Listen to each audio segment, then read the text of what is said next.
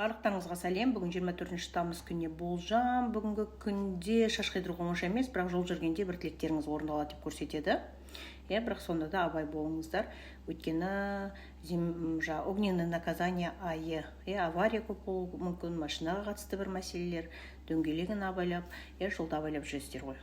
Енді бүгінгі күні энергиясы былайша көшуге жақсы, көшетін болсаңыз, отбасымен болған жақсы деп көрсетеді, қатты шаршамағанда жақсы деп көрсетеді. Сыйлық жасасаңыз да жақсы, балдарыңызға, отбасы, өзіңізге жақын адамдарға. Сондықтан жақсы сәтті күннің бірі. Егерде бүгін ең күшті супер күн, өзі әр айда, кей айда 2, кей айда 5 кездесуі мүмкін. Осы айда енді көп, соның біреуі бүгін арқамызды востокқа қаратып тілек тілесеңіз, любой уақыт, азынан кешке дейін тілегіңіз орындалады деп көрсетеді. Арқамызды востокқа целый день, 1 минут, 5 секунд, 10 секунд арқаңызбен тұрып, сол востокқа тілегіңіз тілесте ары қарай кете бересіз. Енді мен денсаулыққа қатысты тілегім деп тұр дейтін болсаңыздар, сағат 11 мен 13:00 аралықта арқаңызды юго-западқа қаратып тілек тілесеңіздер, денсаулыққа қатысты тілегіңіз орындалады. Және тағы бір активация беріп кетейін. Енді бүгін активациялар өте көп, лотерея алатын активация да бар, бірақ енді оны платный активация топта бердім. Бүгін егерде ақша келсін дейтін болсаңыздар, бір 3 күн мен 10 күннің арасында, 14 күннің арасында ақша келу мүмкін, егер сіз юго-восток секторда түнгі сағат кешкілік уже сағат 23:00-ден сағат 01:00 аралықта юго-восток секторда влажный уборка жасасаңыздар. Сіздерге міндетті түрде ақша келеді. Енді ары қарай болжамға кетсек, егер сіз февраль айында туылсаңыз, марттың 4-не дейін бүгін дәрігерге көрінген жақсы, денсаулыққа қатысты бір ем алсаңыз, денсаулыққа қатысты бір қозғалыс болса, ағзаңызға жақсы әсері береді деп көрсетеді, бірақ бір мүмкіндікті жіберіп алмаңыздар. Былайша барыс жылы туылғандар, барыс айында туылсаңыз, февраль айында, бүгін сұлусыздар, әдемі көрінесіздер, және сіздерге бүгін клиент келеді, өздеріңіз шығып, өздеріңіз көрсетіп, сөйлеп көрсетулеріңіз керек бол үшін. Егер бойдақ болсаңыздар, танысуға жақсы күн. Егер тышқан жылғы болсаңыз, немесе тышқан айы декабрь айында туылған болсаңыз, сіздер ертең әдемі болып көрінесіздер, әдеміленесіздер, солының кесірінен бір күйеулеріңіз қызғануы мүмкін, либо әйелдеріңіз қызғануы мүмкін. Бірақ бір минусы, сіздерге ертең 24-не бүгін келіп тұрған жұлдыздың бір минусы, тілмен проблема болуы мүмкін. Тілімізді абайлаймыз, ешкімге вообще артық сөйлемейміз, күліп қана жүріңіздер. Бүгін жақыныңызға болсын, туысқаныңызға, әйеліңізге, либо күйеуіңізге, балдарыңызға болсын, ешкімге бүгін просто ақыл айтпаңыздар. Және бүгін бір, білмеймін, денеңізде бір жарақат алып қалуыңыз мүмкін, өйткені қан шығады деп көрсетіп, мұрныңыз қандай ма, қолыңызды кесіп аласыз ба, аяғыңыз жарақат аласыз ба. Именно жаңағы декабрь айында туылған бір қыз, енді бір күн бұрын жүреді ғой энергиясы, өкшесі өзіне өзі жарылып, қанап, өкшесі. Солай болуы мүмкін, әйтеуір қан шығуы мүмкін. Абайлайсыздар ғой денсаулықтарыңызды. Ешкімге ақыл айтпаймыз. Сол ит, ара тістеп алудан абай боламыз, металлический заттан кесіп алудан абай боламыз, пышақты дұрыс ұстаңыздар абайлап. Осылай, күндеріңіз сәтті өтсін. Сосын бір затты жоғалтып алмаңыздар, тастап кетпеңіздер, ұмытып кетпеңіздер. Сосын бір повод бермесеңіздер әйелдеріңізге, либо күйеулеріңізге қызғануға. Сиыр барыс жылғы болсаңыз, немесе январь айында туылсаңыз, немесе февраль айында туылсаңыз, марттың 4-не дейін, сіздерге ертең недвижимостьке қатысты бір мәселелер болуы мүмкін, анаға, балдарға қатысты мәселелер болуы мүмкін. Бір жағынан денсаулыққа қараңыздар, сүйекке қатысты денсаулыққа қарау керек, басыңызды абайлаңыз. Ұлдарыңыз басын жарақаттап алуы мүмкін, үлкен ұлдарыңыз дейді, либо күйеуіңіз үйдің үлкені болса басын жарақаттап алама, либо сүйегін жарақаттап алама, денсаулығын абайласын деп көрсетіп тұр. және кіші балдарыңыздың бір табанына ма, бәшбайларына ма абайлайсыздар ғой, либо просто қышыды мына деп грибок бола ма білмеймін енді. Бір осындай балдардың денсаулығы, сүйегі, кожный бір кожасына қатысты аллергия шыға ма екен әлде.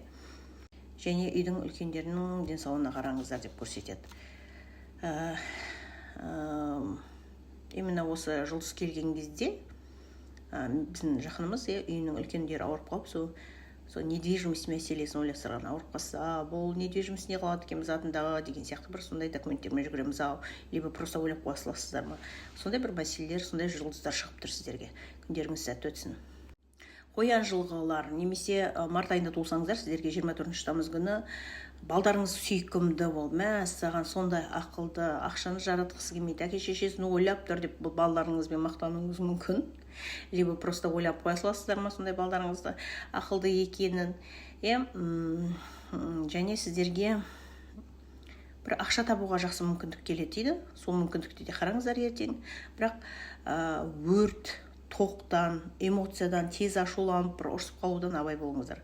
Сол эмоцияның кесірінен, оттың кесірінен, от лапылдап тұр да, абайлаймыз. Либо ол эмоция от болып лапылдауыңыз, либо кәдімгі от болып шығуы.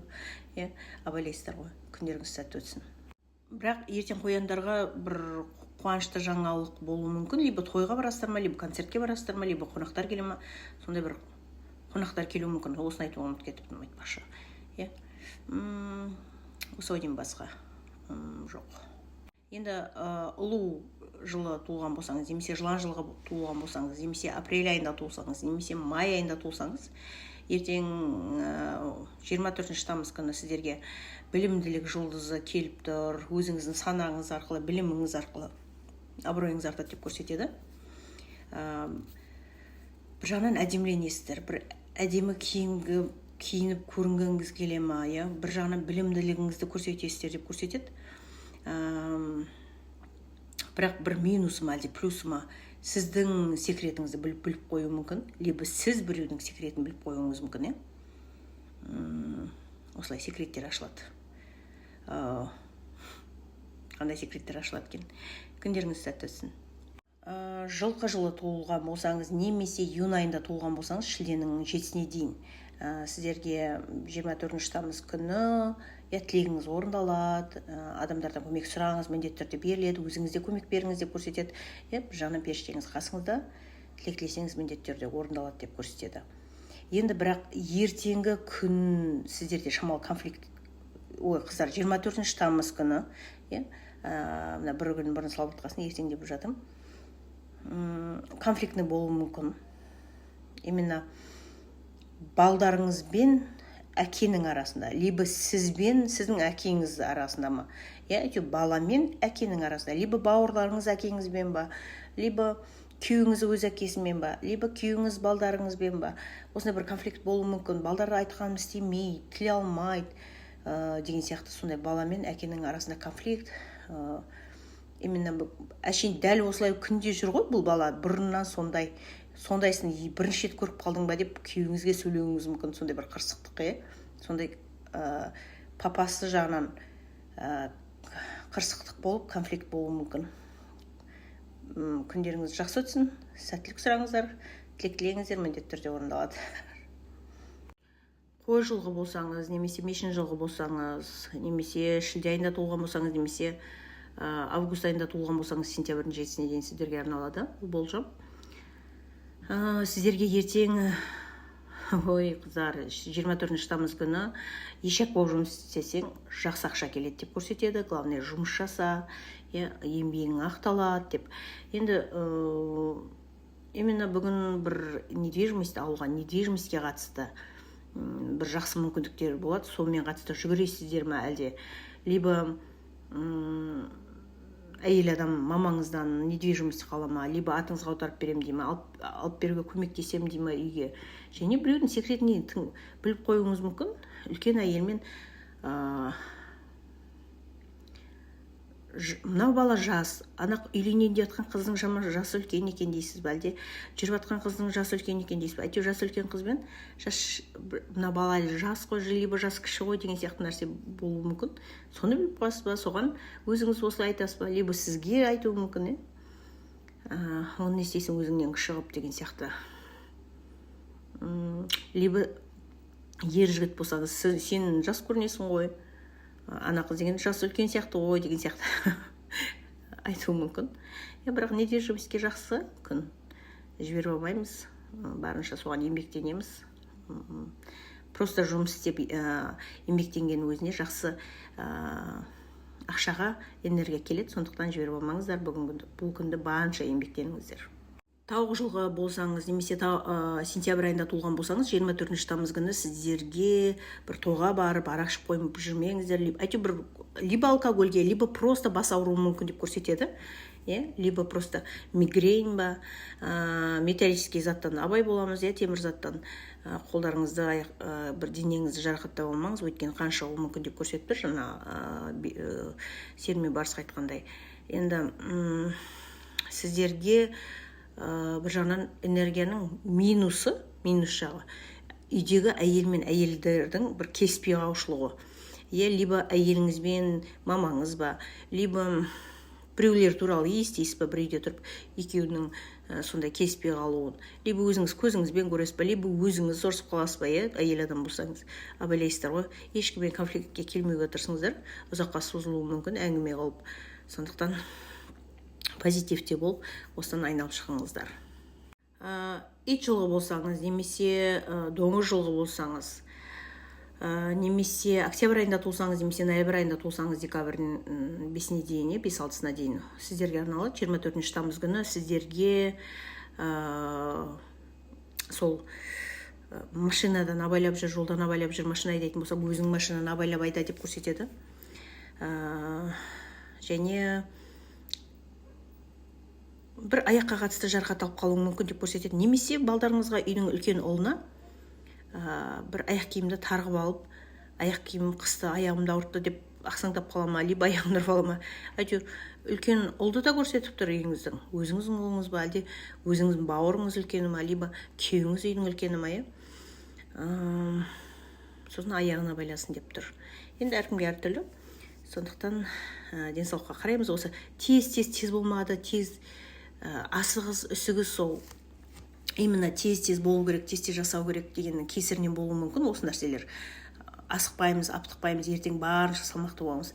Терең демалып, болатын нәрсе болу керек деген сияқты.